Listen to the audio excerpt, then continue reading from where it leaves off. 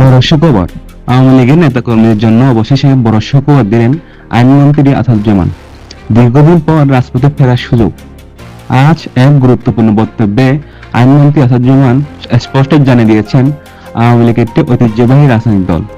বাংলাদেশ সংবিধান অনুযায়ী প্রতিটি নিবন্ধিত রাজনৈতিক দলের মতো আওয়ামী লীগের মিছিল, মিটিং এবং শান্তিপূর্ণ সমাবেশ করার পূর্ণ গণতান্ত্রিক ও সাংবিধানিক অধিকার আছে।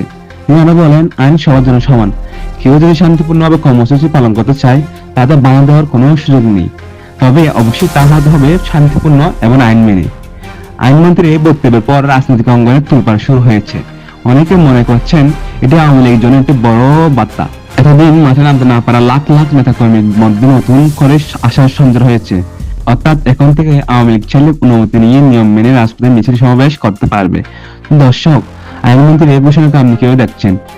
আওয়ামী লীগের কি সত্যি রাজপথে ফেরা উচিত? আপনার মতামত কমেন্টে জানিয়ে দেন। আর এই ধরনের সব ব্রেকিং আপডেট সবার আগে পেতে চ্যানেলটি সাবস্ক্রাইব করে পাশেই থাকুন।